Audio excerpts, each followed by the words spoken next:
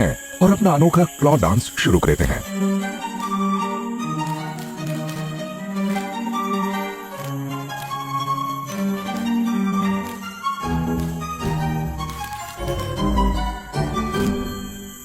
इस तरह ये अपने इलाके की निशानदेही करते हैं और किसी साथी को आकर्षित भी करते हैं।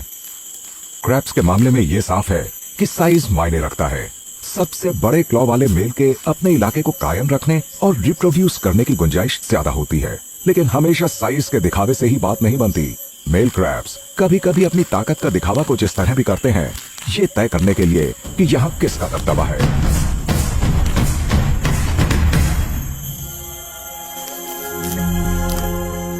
लेकिन ये डांस तभी तक चलता है जब तक ज्वार मैंग्रोव की जमीन को फिर से निकलने नहीं लौट आता।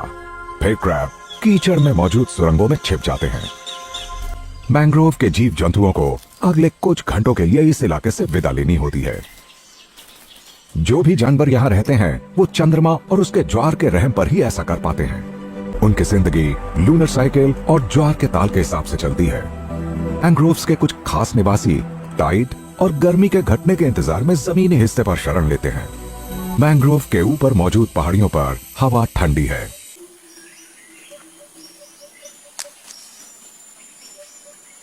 प्रोबोसिस मंकीज का ज्यादातर समय पेड़ों की डालियों में ऊंघते हुए बीतता है।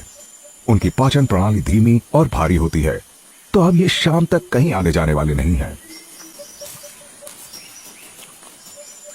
इनसे थोड़ी ही दूर निचली डालियों पर क्रैब खाने वाले या लॉन्ग टेल मकैक्स भी आराम कर रहे हैं।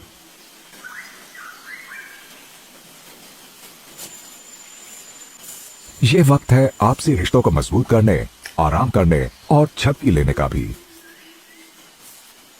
ग्रूमिंग से दिमाग शांत भी होता है और दोस्तियां और गठजोड़ कायम रखने में भी मदद मिलती है। जो बंदर एक दूसरे की साथ संवार करते हैं वो दूसरे ग्रुप के सदस्यों के साथ झड़पों में एक दूसरे की मदद करते हैं।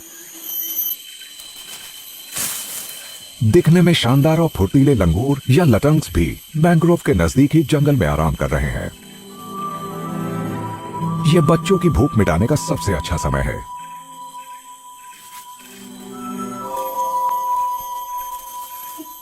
सबसे कम उम्र सदस्यों का रंग ऑरेंज होता है, जिससे किसी खतरे की हालत में माँ बाप के लिए इन्हें ढूंढना आसान होता है।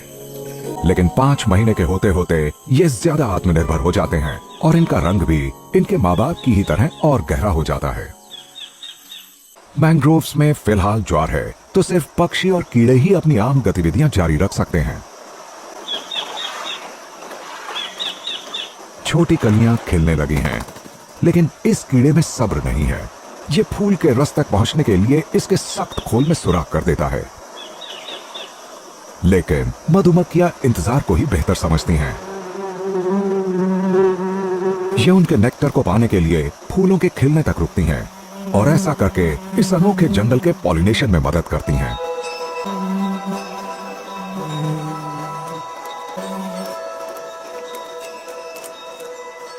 इनकी कोशिशों की बदौलत मैंग्रोव्स के फल समुद्र के कुछ नए इलाके हासिल कर लेंगे। गुजरते समय के साथ साथ समुद्र भी उतरने लगता है।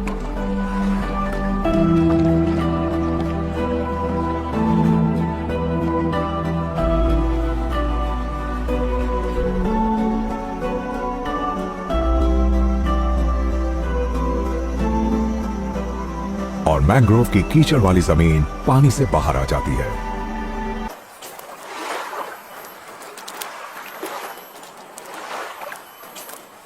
पानी के किनारे पर बड़े ही अनोखे अंदाज में दुनिया की एक बहुत अनोखी मछली खेल रही है।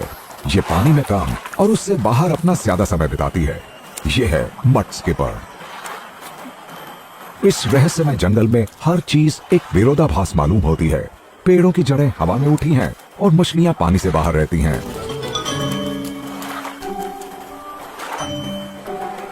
मड स्किपर्स इंडो पैसिफिक समुद्रों और अफ्रीकन अटलांटिक इलाकों के मैंग्रोव्स में हर जगह मिलती हैं। इनका हैबिटेट है वो कीचड़ जो मैंग्रोव के पेड़ों की जड़ों को उनकी जगह टिकाए रखता है। ये चलने फिरने के लिए पेक्टोरल फिन्स के अपने 2 जोड़ों का इस्तेमाल करती हैं, जो इनके पैरों की तरह ढल गए हैं। इन फिन्स में बड़े मजबूत मसल्स होते हैं जो इन्हें जड़ों पर चढ़ने और जमीन पर तेजी से इधर उधर जाने में मदद करते हैं।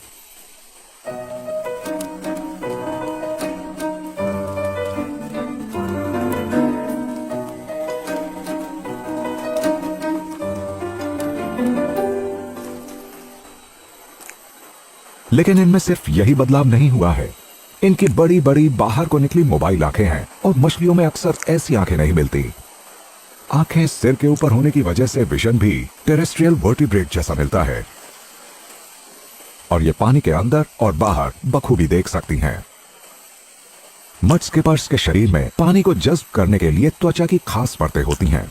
समुद्र से बाहर आने पर ये बीच बीच में अपनी आंखों को सिकोड़ते हैं ताकि इन परतों में जमा पानी से उन्हें नम कर सके। जमीनी जिंदगी के प्रति यह बदलाव मछलियों में काफी अनोखा है। टाइड के उतरने पर ये कीचड़ में इधर उधर उछलती रहती हैं। इस बीच आसमान से गिरी चंद बूंदें इनके लिए किसी तूफान का शक पैदा करती हैं। लेकिन नहीं, ये प्रोबोसिस मंकीज का पेशाब है, क्योंकि वो झपकी लेने के बाद ऐसा करते हैं।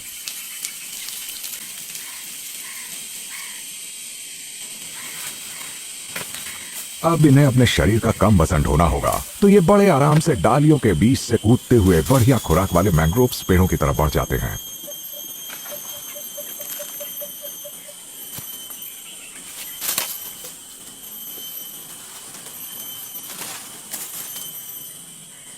पर भारी वजन वाले मेल्स अपने विशाल पेट की वजह से ऐसा करने से पहले 2 बार सोचेंगे।